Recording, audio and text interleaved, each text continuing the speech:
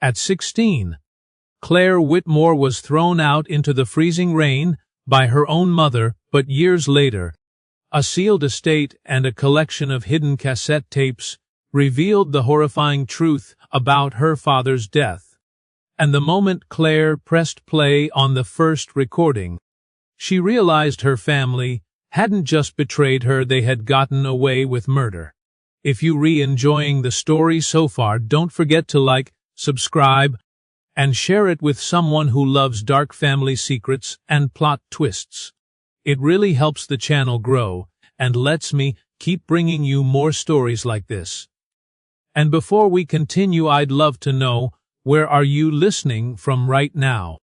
And what time is it there? I always read the comments, and it's honestly amazing seeing people tuning in from all over the world. Claire Whitmore still remembered the exact sound the front door made the night her mother threw her out. Not the yelling, not the rain, not even Victor Calloway's cold voice accusing her of stealing from the family. What stayed with her all these years was the sound of that heavy oak door slamming shut behind her like a final decision, like something permanent. She was 16 years old, standing barefoot on the wet stone steps outside the only home she had ever known, clutching 2 trash bags filled with clothes while freezing rain soaked through her sweatshirt in less than a minute. Inside that house, her mother didn't come after her. She didn't open the door. She didn't even look back through the window. And somehow, that hurt worse than anything Victor had said. Fairfield looked beautiful at night, if you were warm enough to enjoy it. The quiet streets, the giant houses tucked behind iron gates, the soft yellow lights glowing through expensive windows. But when you were a teenage girl with nowhere to go, the town suddenly felt cold and hostile. Claire stood there shaking, trying to process what had just happened. Less than 10 minutes earlier, Victor had called her downstairs into his office. He had one of his perfectly pressed suits on, sitting behind the mahogany desk like he was preparing for a business meeting instead of destroying someone's life. Her mother sat silently beside him with red eyes and trembling hands, but she still wouldn't meet Claire's gaze. Victor placed a small plastic bag onto the desk. Inside were prescription pills Claire had never seen before. Next to it sat a pawn receipt for Ethan's missing Rolex. "I gave you chance after chance," Victor had said calmly, almost rehearsed. "But I won't allow a thief and an addict to poison this family anymore." Claire thought it had to be a joke at first. Ethan had been spiraling for months. Everyone knew it. He gambled online, disappeared for days, sold expensive gifts from his own room whenever he needed cash. But Victor never blamed Ethan for anything. Ethan was his son. Claire was just the inconvenient daughter from his wife's first marriage. "Mom, tell him," Claire had begged. "You know those pills aren't mine." Elaine Whitmore looked down at her lap the entire time. Then, in the quietest voice imaginable, she said, "Maybe this is for the best."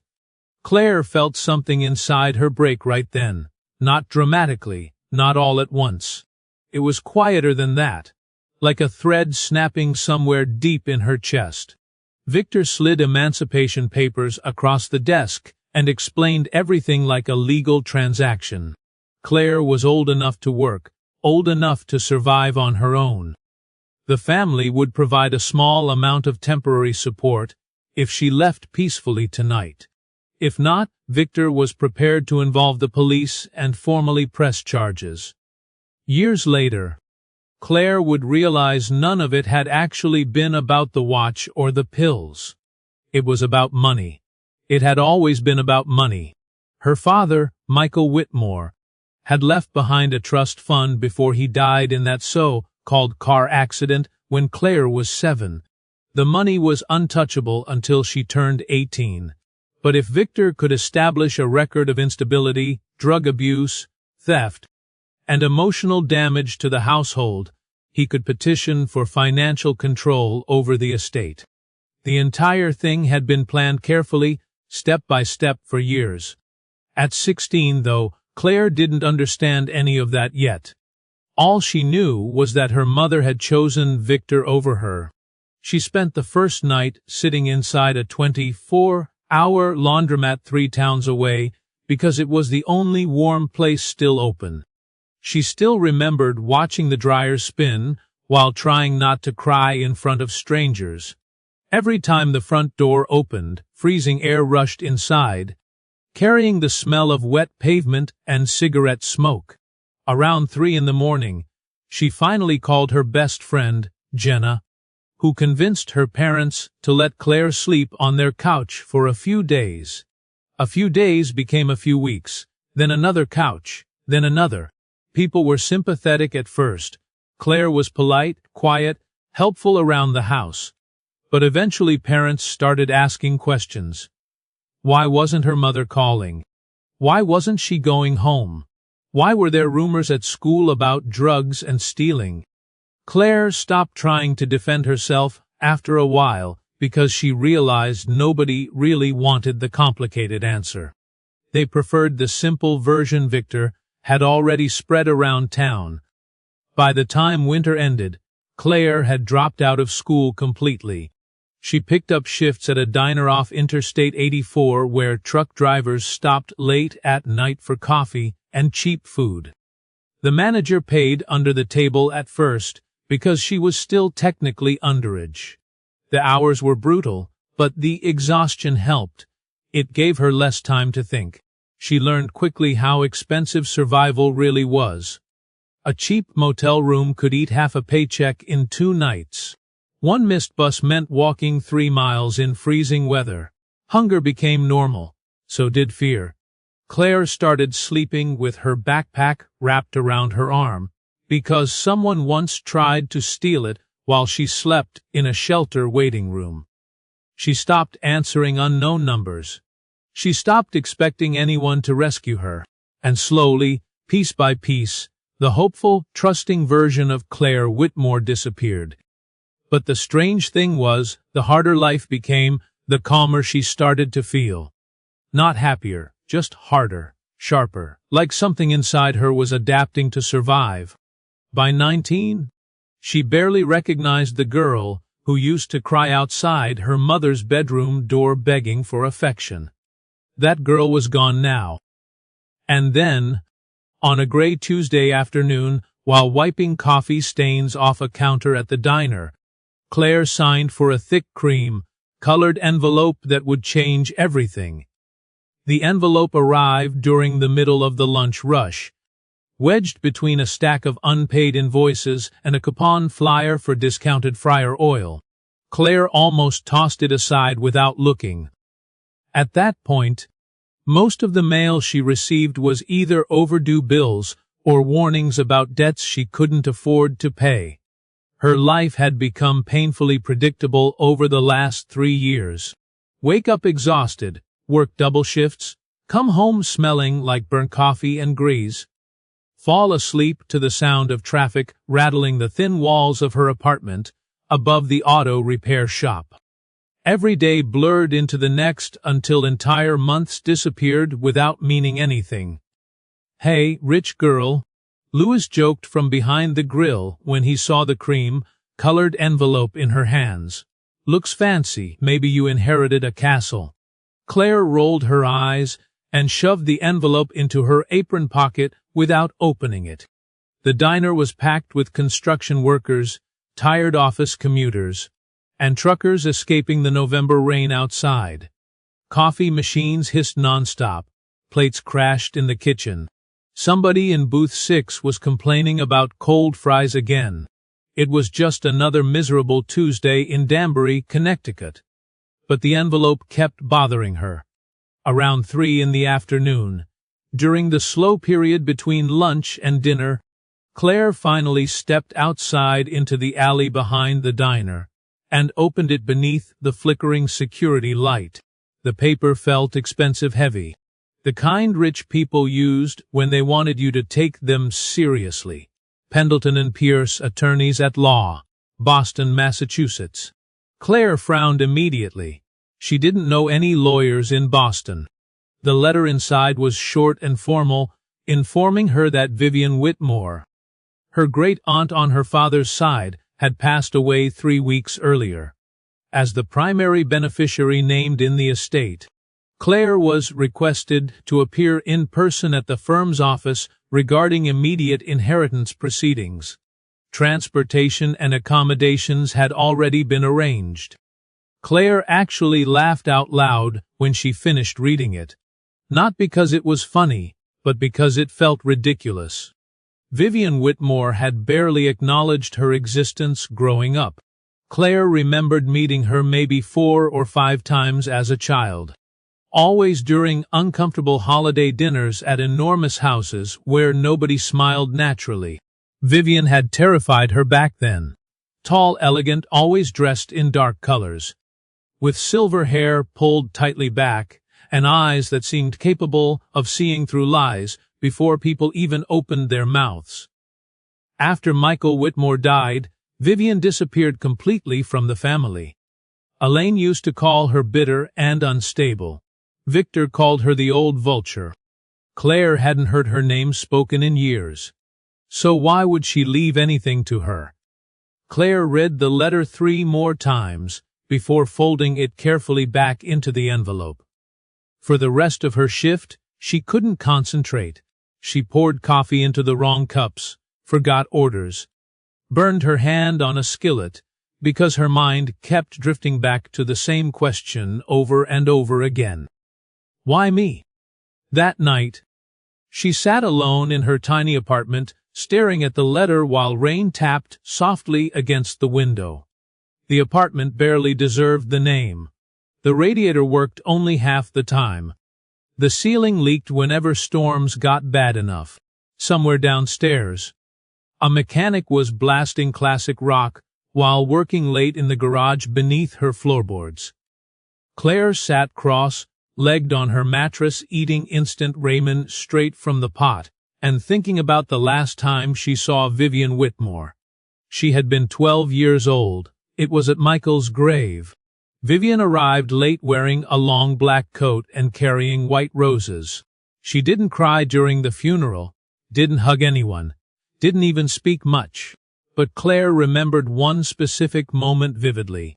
After the service ended, Vivian crouched down in front of her, brushed wet hair away from Claire's face, and quietly said, "Be careful who you trust in this family." At the time, Claire thought it was just something strange grieving adults said. Now it echoed differently in her head. 2 days later, Claire found herself sitting in first class on an Amtrak train headed to Boston, wearing the only decent sweater she owned and feeling wildly out of place. She couldn't remember the last time anyone had spent money on her for anything. The leather seats, the complimentary coffee, the quiet conversations around her, it all felt like a world she no longer belonged to. Boston greeted her with cold harbor wind and gray skies. A black town car waited outside South Station, exactly like the letter promised. The driver never spoke during the ride. He simply drove Claire through downtown streets lined with old brick buildings and towering glass offices until they stopped outside a sleek high-rise overlooking the waterfront. Pendleton and Pierce occupied the top 2 floors. Claire nearly turned around in the lobby. Everyone inside looked polished, controlled, expensive. Men in tailored suits walked quickly through marble hallways carrying leather briefcases. Women with perfect posture spoke quietly into Bluetooth headsets. Claire suddenly became painfully aware of her scuffed boots and worn coat. But before she could lose her nerve, a receptionist smiled warmly and escorted her upstairs. That was where she met Graham Pierce. He was older than Claire expected, probably somewhere in his 60s, with silver hair, tired blue eyes, and the calm demeanor of someone who had spent decades in powerful people and dangerous secrets. Unlike Victor, who wore wealth like armor, Graham carried it lightly. He shook Claire's hand gently and studied her face for a moment like he was comparing her to someone he used to know. "You have your father's eyes," he said softly. Something about that nearly broke her. Nobody had mentioned Michael Whitmore to her in years. Graham invited her into his office overlooking Boston Harbor. The room smelled faintly of old books and cedarwood. Claire sat stiffly in a leather chair while Graham opened a thick file folder on his desk. "Your great-aunt Vivian followed your life very closely," he began carefully. "Much more closely than you probably realize." Claire frowned. "Then why didn't she help me?" Graham didn't answer immediately. He folded his hands together and sighed quietly. "Because Vivian believed timing mattered. She knew Victor Calloway was already maneuvering around your father's trust, before you were even old enough to understand it. Had she intervened directly while you were still a minor, Victor would be found a way to entangle himself in her assets too." Claire looked away toward the harbor windows. Even now, hearing Victor's name made her stomach tighten. "She waited until you became legally untouchable," Graham continued, "and she prepared very carefully." Then he slid a document across the desk. Claire stared at the number for several seconds before speaking. $4 million. She genuinely thought it had to be a typo. "That's impossible. It's liquid assets only," Graham said calmly. "The larger inheritance is the estate itself." He reached into the drawer and removed an old brass key attached to a black leather tag. "Ravenhill Estate," he said. "Hudson Valley, New York, 70 acres. It belonged to the Whitmore family for nearly a century. As of this morning it belongs to you." Claire picked up the key slowly, her hands trembling before she could stop them. For a second, the room felt unreal again, like she had stepped into somebody else's life by accident. 3 years earlier, she had been sleeping in laundromats, trying not to freeze. Now a dead woman she barely understood had handed her a fortune and a mansion. But underneath the shock, another feeling slowly crept in. Something colder. Because people like Vivian Whitmore never did anything without a reason. The drive to Ravenhill Estate took a little over 4 hours.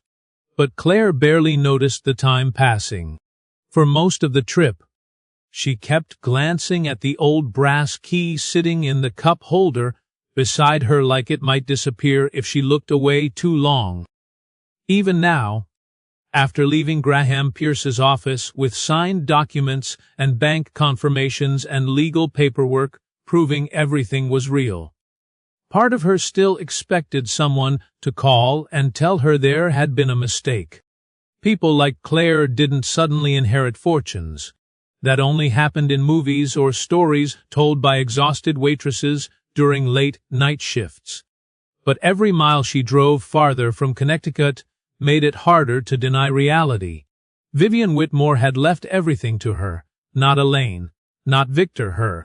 The highway slowly gave way to quieter roads lined with bare November trees and old stone walls half covered in moss. The farther north Claire drove into the Hudson Valley, the more isolated everything became. Tiny towns appeared between stretches of forest, filled with antique stores, diners, and old churches that looked untouched by time. It was beautiful in a cold, lonely kind of way. The sky hung low and gray overhead, while fog drifted lazily through the hills. Claire rolled the window down for a moment, just to breathe different air. It smelled like wet leaves, wood smoke, and winter. By the time her GPS instructed her to turn onto a narrow private road surrounded by dense trees, daylight was already beginning to fade. Gravel crunched beneath the tires of her old Jeep as she drove deeper into the property. The road curved sharply uphill, winding through towering pines that blocked most of the remaining sunlight. Claire tightened her grip on the steering wheel without realizing it. Something about the place immediately felt strange, not dangerous exactly, just watching. Then she saw the gates. Massive wrought Iron gates rose from the fog like something out of another century. Black metal twisted into intricate designs covered with creeping ivy. At the center sat the Whitmore family crest engraved into iron, a raven with its wings spread wide above a shield.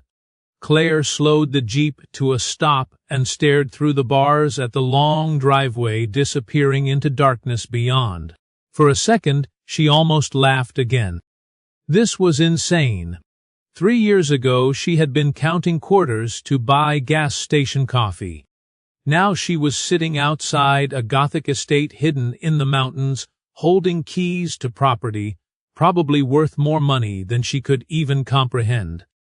Claire grabbed the electronic fob Graham had given her and pressed the button. The gates opened slowly with a low metallic groan that echoed through the trees. And then Ravenhill Estate finally appeared. Even through the fog and fading light, the house was overwhelming. The mansion sat high above the valley, like it had been carved directly into the hillside itself. Dark stone walls stretched upward 3 stories beneath steep slate roofs and towering chimneys. Long narrow windows reflected the gray sky like black mirrors.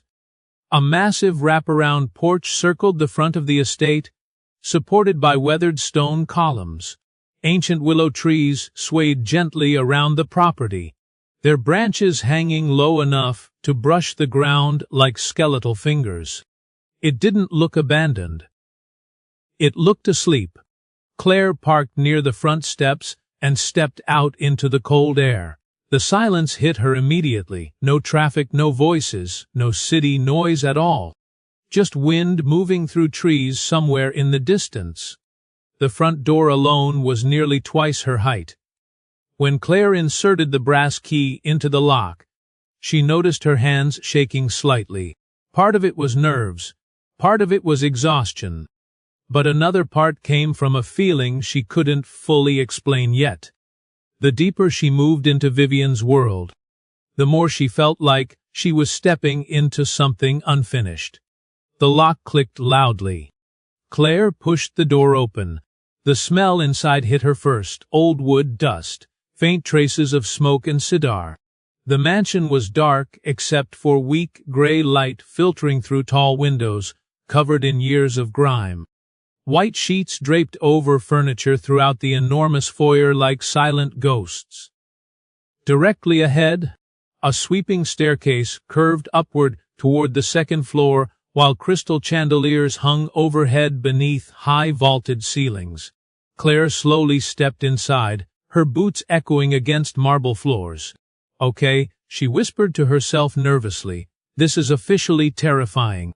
Her voice sounded tiny inside the house. Still, she kept walking. The place was enormous. Every room seemed to lead into another one larger than the last. There was a formal dining room, with a table long enough to seat 20 people. A library with floor-to-ceiling bookshelves and rolling ladders. A sitting room with a massive stone fireplace big enough to stand inside. Most of the furniture looked antique and absurdly expensive beneath the sheets covering them. But despite the wealth surrounding her, the house didn't feel warm or welcoming. It felt preserved, frozen in time, like Vivian had expected to come back at any moment. Claire eventually found the kitchen and nearly sighed with relief. Unlike the rest of the mansion, it felt lived in. Copper pans still hung above the counters. A half-empty tin of tea sat beside the stove. There was even a handwritten grocery list attached to the refrigerator with a magnet shaped like a raven. For the first time since arriving, Vivian Whitmore suddenly felt less like a myth and more like a real person. Claire spent the next hour wandering through the estate in silence, opening doors, checking rooms, trying to absorb the impossible reality surrounding her. Upstairs she found bedrooms untouched for decades, closets full of old coats, faded family portraits lining dark hallways. In one room she discovered stacks of vinyl records beside an antique phonograph. In another, she found boxes of photographs documenting generations of Whitmores standing stiffly beside horses, cars and enormous Christmas trees. But there was one thing Claire noticed almost immediately. The house didn't make sense. At first it was small details. Hallways that seemed too narrow from the outside.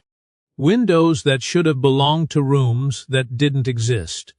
Certain walls felt oddly thick compared to the floor plan Graham had shown her earlier. Then, while standing in the library near sunset, Claire noticed something stranger. A cold draft.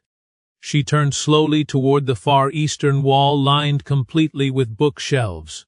The windows were shut tight, the fireplace was cold, but freezing air still brushed faintly against her skin. Claire frowned.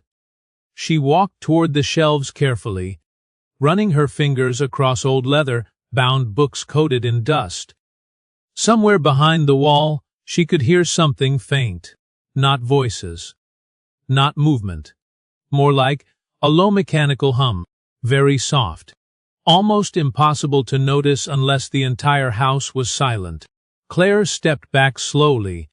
Every instinct told her she should ignore it. Eat dinner. Go to sleep. Deal with everything tomorrow. But curiosity had always been the one trait she inherited from her father. She started examining the shelves more carefully, searching for seams or hidden latches the way people did in old mystery movies. After nearly 20 frustrating minutes, she found nothing except dust, covered books, and sore fingers. Then her boot caught the edge of an old Persian rug. The rug shifted slightly across the hardwood floor. Claire looked down. Near the bottom of the bookshelf, faint scratches curved across the wood floor in a perfect half-circle pattern, like something heavy had been moved there over and over again for years. Claire stared at the scratches on the hardwood floor for several seconds without moving. They curved outward in a clean half-circle directly beneath the massive bookshelf, too deliberate to be accidental. Her pulse started climbing slowly in her chest. Every horror movie instinct she had told her to walk away immediately, lock herself in one of the upstairs bedrooms, and wait until morning. But another part of her, the part that had survived the last 3 years alone, needed answers more than comfort. She crouched down carefully and brushed dust away from the floorboards with her sleeve. The marks were old but deep, carved into the wood after years of repeated movement. Something hidden behind that shelf had been opened many times before. Claire stood back up and examined the books more carefully. Most of them looked genuine: history, architecture, finance, literature, but one section near the center seemed strangely untouched compared to the others. The leather bindings were cleaner, less dust. She reached for a thick, dark green volume titled American Landmarks of the 19th Century and pulled gently. Nothing happened. Claire exhaled nervously and tried another book. Still nothing. By now the sky outside had gone almost completely dark, leaving the library lit only by a small table lamp near the fireplace. Shadows stretched across the walls while rain tapped softly against the windows. The entire estate felt too quiet. Then Claire noticed one final detail. One book near the bottom shelf sat slightly farther forward than the others. She knelt again and grabbed it carefully. The title read Birds of Prey in North America. The second, she tilted it outward, something deep inside the wall clicked loudly. Claire froze. A low metallic grinding sound echoed through the library as hidden gears slowly came to life behind the shelves. Dust drifted from the ceiling while the entire bookshelf began moving outward inch by inch. "Oh my God," Claire whispered. Cold air rushed through the opening behind the shelf, carrying a smell she couldn't immediately place. Not mold, not earth, something cleaner, sterile almost. As the hidden doorway fully opened, darkness revealed a narrow concrete staircase descending underground. Claire's first instinct was pure disbelief. Her second was fear. Who builds something like this beneath a private estate? She grabbed the fireplace poker with one hand and her phone flashlight with the other before stepping cautiously toward the opening. The staircase spiraled downward farther than she expected, disappearing deep beneath the mansion. For a moment she considered calling Graham Pierce. But she already knew what he would say. Wait until morning, don't touch anything, be careful. Claire was tired of waiting for other people to explain her own life to her, so she started walking down. The air grew colder with every step. Concrete walls curved tightly around her, while the sound of rain above slowly disappeared behind thick layers of earth and steel. Her boots echoed softly in the narrow stairwell as her flashlight swept across reinforced metal beams bolted directly into the stone foundation. This wasn't some old wine cellar. This place had been built deliberately, professionally. Halfway down, Claire noticed electrical wiring running along the walls. Not old wiring either, modern, recently maintained. A knot tightened in her stomach. Vivian hadn't simply hidden valuables down here. She had been using this place. The staircase finally ended at a massive steel door that looked completely out of place beneath a 100-year-old mansion. It resembled something from a secure government facility more than a family estate. Thick reinforced metal. Digital keypad, mechanical lock system, no visible handle. Claire stared at it uneasily. Then she noticed the small brass keyhole beneath the keypad. Slowly, she reached into her coat pocket and pulled out the brass key Graham had given her earlier that morning. "No way," she murmured. The key slid perfectly into place. One heavy turn later, internal locks disengaged with a deep mechanical clunk that echoed through the corridor. Claire pushed the door open.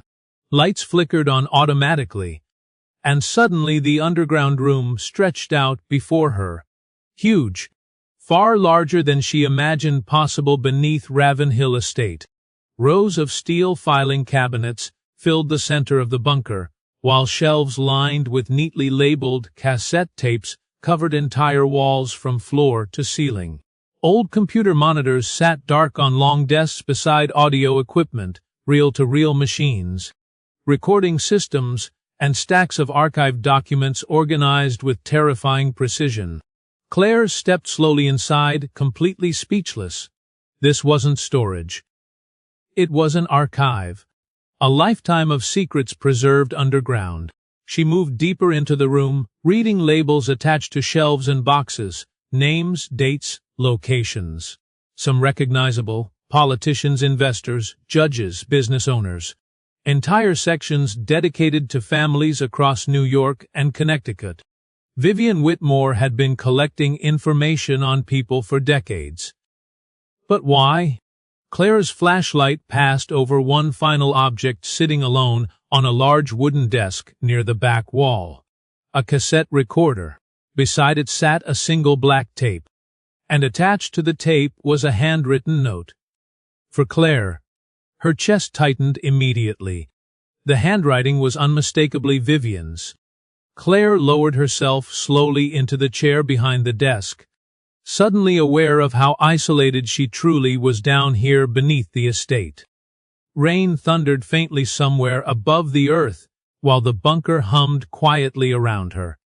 She picked up the tape. No label except today's date. Vivian must have recorded it shortly before she died.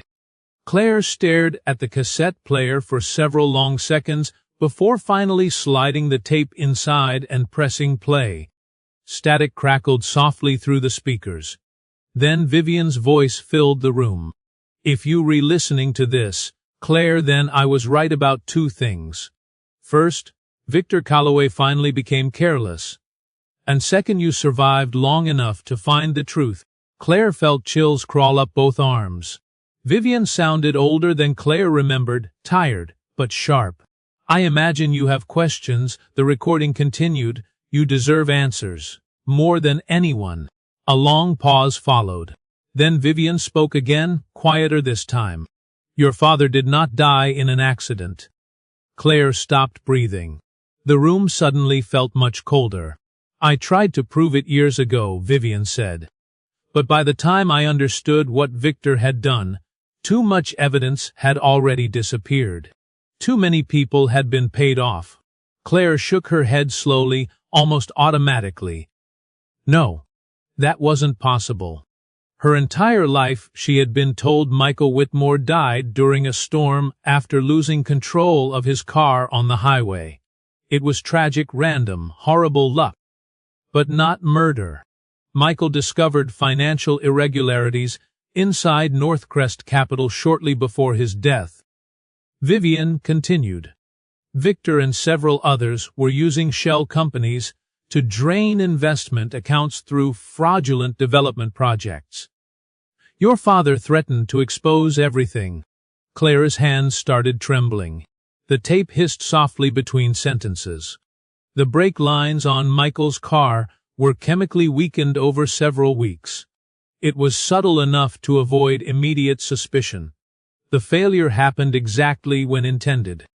Claire suddenly remembered standing at her father's funeral at 7 years old while Victor wrapped one comforting arm around Elaine's shoulders. She remembered Victor moving into their home less than a year later. She remembered him slowly taking over every account, every decision, every part of their lives. Her stomach turned violently. He married your mother 8 months later, Vivian said bitterly. Convenient timing. Claire covered her mouth with one shaking hand. Part of her wanted to stop listening. Another part physically couldn't. Then the recording changed completely. Vivian's voice lowered almost to a whisper. There's more, Claire. Much more your mother knew. Silence. Claire stared forward numbly. No, she whispered aloud. She may not have understood everything at first, Vivian continued. But Elaine discovered the truth long before Victor forced you out of that house. And she stayed anyway. Claire felt something inside her collapse all over again. Not fear this time. Not sadness. Something colder. Because deep down, somewhere she had spent years trying to ignore, part of her had always known her mother chose Victor over her. But hearing it confirmed out loud felt different. It made everything permanent. The tape crackled softly again before Vivian spoke one final sentence. Everything you need is hidden here beneath Ravenhill, and if you decide to go after Victor, do not underestimate the kind of man he truly is. Claire didn't sleep that night. She stayed underground inside the bunker until sunrise, surrounded by shelves of tapes and decades of buried secrets, while Vivian's final words replayed endlessly in her mind.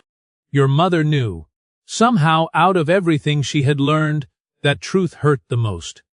Worse than Victor. Worse than the murder. Worse than the years she spent homeless believing she had simply not been enough for her own family to love. Elaine Whitmore had known what kind of man Victor really was, and she still chose him. She chose comfort, money, security. And then she stood silently by while her daughter was thrown out into the cold like garbage. By dawn, Claire stopped crying. Something inside her had changed during those hours underground. The grief was still there, but it no longer felt soft, it felt focused, sharp, controlled.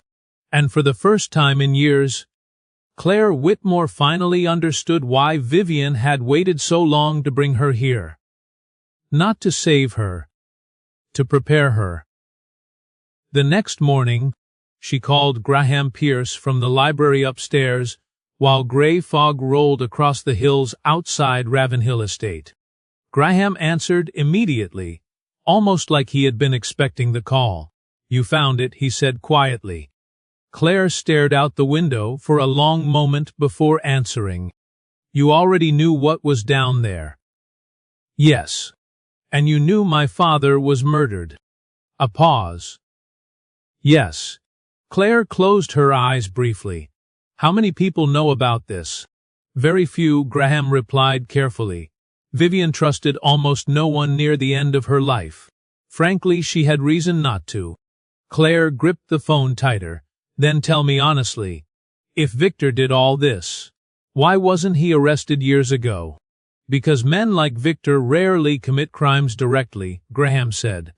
They bury themselves behind accountants, lawyers, shell companies, and favors. By the time authorities notice anything, evidence disappears, witnesses change stories, records vanish. Claire thought about the underground archive beneath her feet. Unless someone spends decades collecting proof, she murmured. Exactly. There was another silence before Graham finally spoke again. Claire, if you decide to pursue this, you need to understand something very clearly. Victor Calloway is dangerous when cornered. Vivian believed he was capable of almost anything. Claire's eyes drifted toward the hidden library wall. He already took everything from me once, she said softly. I'm not afraid of him anymore. Over the next several weeks, Claire began digging through the archive piece by piece. Every day uncovered another layer of corruption buried beneath the polished image Victor had spent years building. Vivian's recordings revealed financial fraud stretching back nearly 2 decades, offshore accounts, fake development projects, bribed officials, insurance scams. Entire companies created solely to siphon money through Northcrest Capital without triggering audits. And buried beneath all of it sat the evidence tying Victor to Michael Whitmore's death. Not enough for revenge driven by emotion. Enough for destruction driven by patience. That was what Vivian had understood better than anyone else. You didn't destroy men like Victor with rage. You destroyed them slowly, publicly. Piece by piece. Claire learned quickly. By the second month, she no longer looked like the exhausted diner waitress who arrived at Ravenhill carrying her life in trash bags. She studied every file underground like a graduate student preparing for war. Graham connected her with forensic accountants and private investigators Vivian once trusted. Quiet people, smart people, the kind who knew how wealth protected itself. And meanwhile, Victor remained completely unaware. At least at first. Then the lawsuit arrived. Claire sat at the massive dining room table reading the paperwork while rain hammered against the estate windows. Victor was formally contesting Vivian Whitmore's will, claiming Claire had manipulated an elderly woman suffering from cognitive decline into rewriting inheritance documents. Claire actually smiled when she finished reading it, because that was the moment she realized Victor still underestimated her. He thought she was emotional, young, easy to pressure. He had no idea she already knew everything. Perfect, Claire said quietly, folding the documents shut. Graham looked at her across the table carefully. You sound pleased. I am, she replied. He just walked himself into the open. The mediation meeting was scheduled 3 weeks later at Victor's own Manhattan law office overlooking Central Park. The arrogance of it almost impressed Claire. Victor genuinely believed he controlled the situation. He assumed the threat of expensive legal warfare would intimidate her into surrendering part of the estate quietly. He still saw her as the frightened 16-year-old girl standing in the rain outside his house. That was his mistake. The morning of the meeting, Claire arrived wearing a black wool coat and carrying a single leather folder beneath her arm. Graham walked beside her through the marble lobby while investors, lawyers, and assistants rushed through the building around them. You ready for this? Graham asked quietly. Claire looked toward the elevator doors. No, she admitted honestly. But I'm done running. Victor's conference room sat on the 42nd floor, surrounded by glass walls and panoramic city views. Elaine was already there when Claire entered. The second their eyes met, Elaine immediately started crying. Claire felt nothing. Not anger. Not comfort. Nothing. Victor stood beside the long conference table, looking perfectly composed in a navy suit with silver cufflinks. He smiled the same fake, reassuring smile Claire remembered from childhood. Claire, he said smoothly, You look well." Claire took her seat without answering. The meeting began exactly how she expected. Victor's attorneys argued Vivian had been mentally unstable near the end of her life. Elaine claimed she only wanted reconciliation with her daughter. Everyone spoke in calm legal language carefully designed to avoid sounding cruel. Then Victor made the mistake that ended everything. "You were clearly overwhelmed by the responsibility of managing Ravenhill Estate," he said confidently. "I think deep down you know your mother and I are only trying to help protect your future." Claire slowly opened the leather folder in front of her. "No," she said quietly, "you were trying to protect yours." Victor's expression shifted slightly. Claire slid the first document across the table. "Wire transfers. Offshore accounts. Northcrest Shell Corporations." The room immediately grew silent. Victor barely glanced down before pushing the papers aside. "Fabricated." Claire opened another folder. Then another. Forensic reports. Internal emails. Hidden transactions. Elaine's face slowly drained of color as the evidence piled across the polished table. Victor's calm finally cracked. "Where did you get these?" he snapped. Claire leaned back slightly in her chair.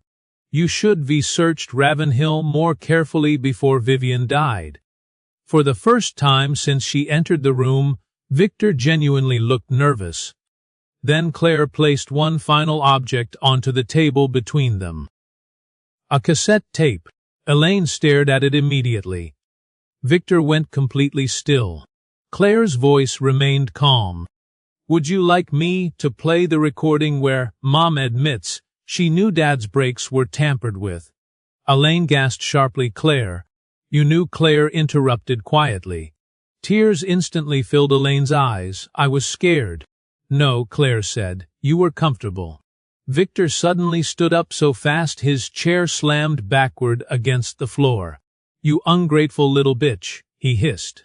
And right then, before anyone else even reacted, the conference room doors burst open. Federal agents flooded inside. "Victor Calloway!" One agent shouted. "Step away from the table and put your hands where we can see them!" The room exploded into chaos. Elaine started sobbing uncontrollably. Lawyers jumped to their feet yelling over each other. Victor looked wildly around the room like a trapped animal before agents grabbed his arms and forced him against the table. Claire never moved. She simply watched the handcuffs lock around his wrists, watched the confidence disappear from his face, watched him finally realize the little girl he threw away had become the one person capable of destroying him. Victor twisted toward her one last time as agents dragged him toward the door. "This won't make you feel better," he spat bitterly. Claire looked directly into his eyes. "It already does." Victor Calloway's arrest made national headlines for months. But when the cameras disappeared and the courtrooms emptied, Claire realized revenge didn't feel the way she imagined. It didn't erase the years she lost or the nights she spent wondering why her own mother chose another man over her. Elaine lost everything too: her money, her reputation, even the friends she sacrificed her daughter to impress. The last time Claire saw her, she was standing alone in a grocery store looking older, smaller and completely broken. But Claire didn't yell, she didn't cry. She simply looked at her mother and said, "You made your choice and I survived it." Over time, Ravenhill Estate slowly came back to life. Claire turned the mansion into a foundation that helped abandoned teenagers who had nowhere else to go, because she understood exactly what it felt like to be forgotten. And some nights, when the house grew quiet and rain tapped softly against the windows, Claire still listened to the old cassette tapes hidden beneath the estate. Not because she was haunted by the past anymore, but because they reminded her of something she would never forget. Victor Calloway thought destroying her would make her weak. Instead, It created the woman who eventually destroyed him. Sometimes the people who hurt us the most are the ones we spent our whole lives trying to be loved by. And I think that's what makes Claire's story hit so hard. It wasn't just about money, betrayal, or revenge. It was about a young girl realizing that no matter how badly she wanted her mother to choose her, some people simply aren't capable of becoming the person we need them to be. A lot of people listening to this story probably know what that feels like in some way. Maybe not being thrown out of a mansion in the rain, but being abandoned emotionally, manipulated, overlooked, or made to feel like you were never enough. And one of the hardest lessons in life is understanding that another person's cruelty is not proof that you are worthless. Sometimes people fail you because they are weak, selfish, broken, or afraid. That failure belongs to them, not to you. What I personally take away from Claire's story is this: pain can either destroy you quietly, or it can sharpen you into someone stronger and wiser. But that transformation doesn't happen overnight. Claire didn't become strong the moment she inherited Ravenhill Estate. She became strong during the years nobody came to save her. During the nights she cried alone. During the moments she kept going even when life felt unfair. That's the part most people overlook. Strength is usually built in silence.